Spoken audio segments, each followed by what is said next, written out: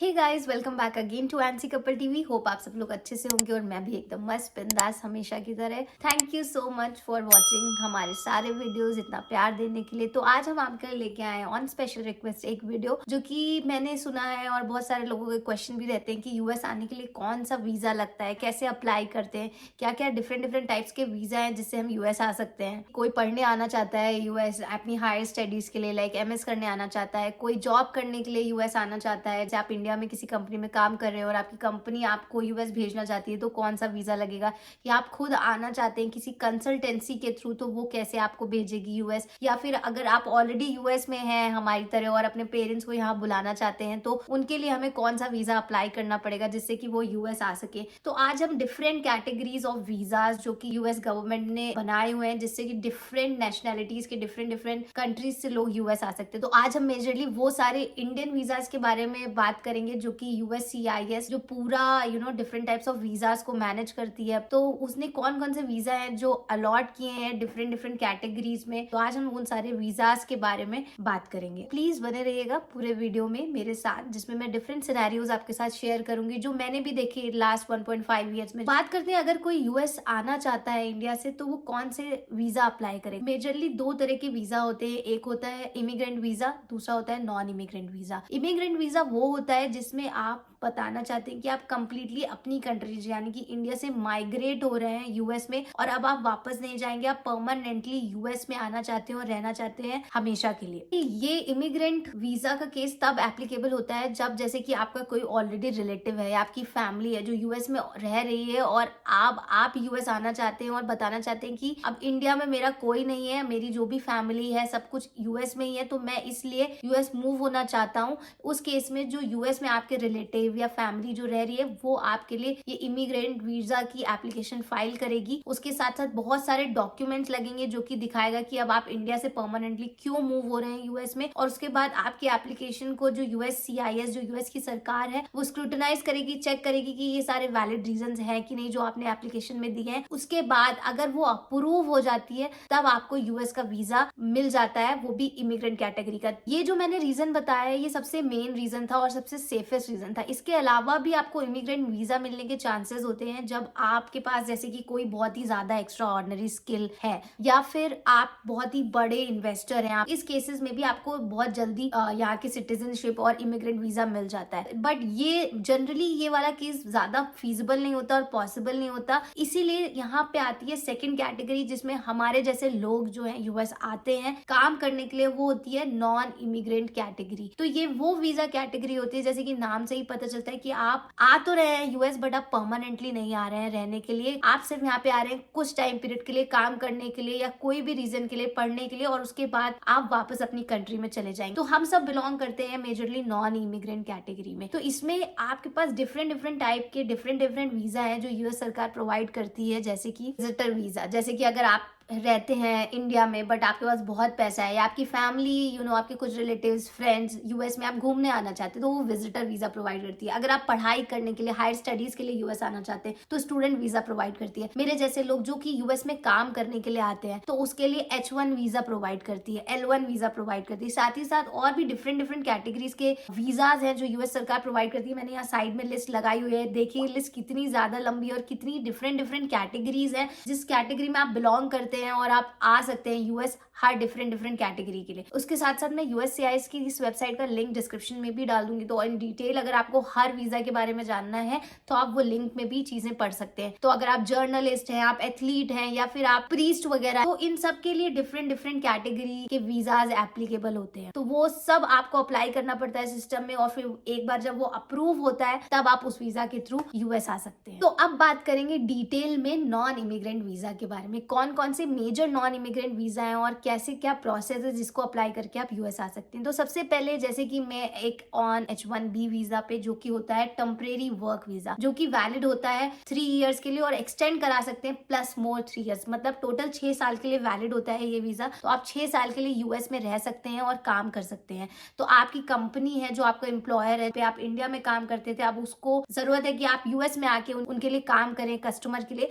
तो वो आपके लिए H1B वीजा वीजा रेज करती है। दूसरे नॉन इमिग्रेंट वीजा की बात करूंगी, वो होता है स्टूडेंट वीजा, जो कि होता है F1 वीजा। वो मिलता है स्टूडेंट्स को जो बेसिकली पढ़ाई करने के लिए, हायर स्टडीज के लिए यूएस आते हैं, और ये वीजा वैलिड होता है 5 साल के। तीसरा होता है विजिटर वीजा या टूरिस्ट वीजा, मतलब आप टेम्परेरी पीरियड के लिए यूएस में आना चाहते हैं घूमने के लिए, तो वहां पे अप्लाई होता है टूरिस्ट वीजा, जो होता है B1 B2 वीजा, जो कि वैलिड होता है फॉर 10 ईयर्स। अगर आपने एक बार वीजा को स्टैम्प कराया तो 10 साल के लिए वैलिड रहेगा। और ये मेजरली होता है कि जब हम अपने पेरेंट्स को बुलाते हैं या अपने रिलेटिव्स को यूएस घुमाने के लिए बुलाते हैं, तो ये लगता है हमारा विजिटर वीजा। चौथी कैटेगरी होती है L1 L2 वीजास की। L1 वीजा तब लगता है जब आपकी कंपनी आपको ट्रांसफर कर रही है यूएस में काम करने के लिए। इसकी भी वैलिडिटी होती है, बट ये कंपनी पे डिपेंड करती है कि वो आपको कितने टाइम के लिए भेज रही है। उसके साथ साथ होता है एक H4 वीजा। तो H4 वीजा क्या होता है? वो होता है H1B का डिपेंडेंट, मतलब जैसे मैं H1B पे हूँ, काम कर रही हूँ, और मेरा जो पार्टनर है, जो मेरा बेटर हाफ है, अगर वो यूएस में काम नहीं कर रहा है तो वो मेरे साथ यूएस में रह सकता है एज अ डिपेंडेंट। वो कोई काम नहीं कर सकता बट वो मेरे साथ रह सकता है, उसके लिए अप्लाई करना होता है H4 वीजा। सेम होता है L2 वीजा। जो L1 लोग होते हैं जो टेम्परेरी बेसिस में यूएस आके काम कर रहे होते हैं, उनके पार्टनर्स जो L2 वीजा में उनके साथ एज अ डिपेंडेंट रह सकते हैं और उनको ऑथराइजेशन होता है कि वो काम भी कर सकते हैं, तो उनके केस में होता है L2 वीजा अप्लाई। तो यही थे सारे वो डिफरेंट वेज और डिफरेंट टाइप्स ऑफ वीजास जो हम इंडिया में रह के अप्लाई करते हैं यूएस आने के लिए। तो वंस आपका एक वीजा अप्लाई हो गया तो सबसे पहले और सबसे इंपॉर्टेंट फॉरमोस्ट काम जो करना होता है, सबको भरना होता है DS-160 फॉर्म। तो DS-160 फॉर्म एक ऐसा फॉर्म है जिसमें आपको अपनी सारी पर्सनल डिटेल्स फिल करनी होती है। साथ ही साथ आप यूएस क्यों ट्रैवल करना चाहते हैं, अगर आप पढ़ाई करने के लिए आ रहे हैं तो आपकी जो यूनिवर्सिटी है, या फिर अगर आप काम करने के लिए आ रहे हैं तो जो आपका एम्प्लॉयर है, जो कंपनी है, वो उसकी इन्फॉर्मेशन आपको इस पर्टिकुलर फॉर्म में भरनी होती है। तो सारी इन्फॉर्मेशन आपकी चेक होती है बैकएंड में यूएस सरकार के थ्रू, और उसके बाद अब आप उसकी फीस पे करते हैं। जब आप उसकी फीस पे करते हैं उसके बाद आपको अपॉइंटमेंट मिलता है। इस केस में आपको 2 अपॉइंटमेंट्स मिलती हैं। फर्स्ट होती है बायोमेट्रिक अपॉइंटमेंट और सेकंड होती है इंटरव्यू अपॉइंटमेंट। बायोमेट्रिक अपॉइंटमेंट एक काइंड ऑफ वेरिफिकेशन अपॉइंटमेंट है जहाँ पे आपके सारे फिंगरप्रिंट्स लिए जाते हैं। साथ ही साथ आपने जो DS-160 फॉर्म फिल किया है वो चेक होता है, डॉक्यूमेंट की चेकलिस्ट होती है, वो सब आपको वहां पे लेके जानी होती है, और वो सारे documents as a pre verification interview से पहले सबमिट करती है अपने पास। तो हमेशा याद रखिए कि अगर आप कोई भी वीजा रिलेटेड इंटरव्यू या बायोमेट्रिक कभी भी जा रहे हैं, हमेशा अपना पासपोर्ट कैरी करें। और अगर आप इंडिया से यूएस ट्रैवल करें तो आपके पासपोर्ट की वैलिडिटी मिनिमम 6 मंथ से 1 ईयर तक हो। आपका ये वेरिफिकेशन का अपॉइंटमेंट कंप्लीट हो जाता है। सेकंड अपॉइंटमेंट आपको लेना होता है इंटरव्यू का, काउंसलेट का, जहां पे आपका 1-on-1 यूएस अथॉरिटीज के साथ आपका इंटरव्यू होता है, और फिर वो आपको वीजा ग्रांट कर देती है, मतलब अप्रूव कर देती है कि अब आप यूएस जा सकते हैं। एक बात और आपको यहाँ बताना चाहूंगी, तो ये अपॉइंटमेंट आप सेम डे में नहीं ले सकते। आपका अपॉइंटमेंट एक दिन के बाद ही दूसरा अपॉइंटमेंट होगा। अगर पहले आपका वेरिफिकेशन का अपॉइंटमेंट है, उसके नेक्स्ट डे ही इंटरव्यू का अपॉइंटमेंट होगा। और ऐसा भी नहीं हो सकता कि पहले आपने इंटरव्यू का अपॉइंटमेंट बुक कर दिया और उसके बाद आप बायोमेट्रिक के लिए जा रहे हैं। ये हमेशा एक सीक्वेंशियल मैनर में फॉलो होते हैं अपॉइंटमेंट्स। तो पहले आपको बायोमेट्रिक्स देने होंगे, उसकी कंफर्मेशन आने के बाद ही आपका सेकंड काउंसलेट का इंटरव्यू होगा। अब तीसरी चीज मैं बताती हूँ कि क्या बेसिक क्वेश्चंस है डिफरेंट सिनेरियोज में वो पूछे जाते हैं, और जो मेरे से भी पूछे गए थे जब मैं एज अ डिपेंडेंट यूएस आई थी, या फिर उसके बाद as a temporary H1B employ बन के यूएस आई। तो सबसे बेसिक क्वेश्चंस है, अगर आप as a H1B employee US आ रहे हैं तो वो आपसे सबसे पहले पूछेंगे कि आप किस कंपनी के थ्रू यूएस जा रहे हैं, किस कंपनी ने आपका वीजा नॉमिनेट किया है। उसके बाद वो आपसे पूछेंगे आप किस रोल के लिए यूएस जा रहे हैं। उसके बाद पूछेंगे कि कितने टाइम के लिए आप यूएस में रहेंगे और किस टेक्नोलॉजी पे आप काम करेंगे, मतलब आप किस इंडस्ट्री से बिलोंग करते हैं। तो ये सारे कुछ बेसिक क्वेश्चंस है जो वो आपसे H1B में पूछेंगे। H4 में कैटेगरी में वो आपसे पूछेंगे अगर आप जा रहे हैं एज अ डिपेंडेंट तो आपका स्पाउस ऑलरेडी यूएस में काम करता है, तो वो कहाँ पे काम करता है, वो कब से है वहां पे, और आपकी शादी को कितना टाइम हो गया। इवन एज अ प्रूफ आपको मैरिज सर्टिफिकेट भी ले जाना होता है और दिखाना, तो आपको वो सारे क्वेश्चंस के आंसर करने होते हैं। सेकंड केस में होता है जब स्टूडेंट्स जाते हैं अगर इंटरव्यू के लिए, तो उनसे मेजरली क्वेश्चंस पूछे जाते हैं जो मैंने सुने हैं लोगों से, किस यूनिवर्सिटी में पढ़ने के लिए जा रहे हैं, सेकंड आपका क्या स्कोर था, और ये जो यूनिवर्सिटी की फीस आपको कौन स्पॉन्सर कर रहा है, मतलब आपके पेरेंट्स स्पॉन्सर कर रहे हैं, आपको स्कॉलरशिप मिली है। थर्ड होता है विजिटर वीजा, जब जैसे कि हमारे पेरेंट्स आना चाहते हैं यूएस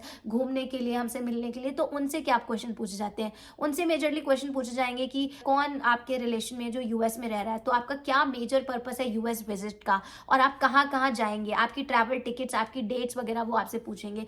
और मेजरली इन सारे सिनेरियोज में एक मेजर पॉइंट हमें बताना होता है, जैसे कि जो मैंने स्टार्टिंग में बोला था कि ये हमारा नॉन इमिग्रेंट वीजा है, है, मतलब हम कुछ टेम्परेरी टाइम पीरियड के लिए यूएस में रहेंगे, काम करेंगे और वापस अपने देश इंडिया आ जाएंगे। यूएस गवर्नमेंट की तरफ से जो भी आपका इंटरव्यू ले रहा होता है वो हमेशा बस ये सुनना चाहते हैं कि आप वहाँ पे टेम्परेरी पर्पस के लिए जा रहे हैं, आप वहाँ परमानेंटली रहने के लिए नहीं जा रहे हैं। तो हमेशा मेक श्योर करें कि आप किसी भी वीजा के इंटरव्यू के लिए जा रहे हैं तो आप वहाँ पे क्लियरली बोलिए कि जब तक मेरा वीजा वैलिड रहेगा, जब तक मैं वहाँ काम करने की मुझे अपॉर्चुनिटी मिलेगी, मैं तब तक के लिए उतने टेन्योर के लिए जा रहा हूँ और उसके बाद मैं वापस अपनी कंट्री में आ जाऊंगा।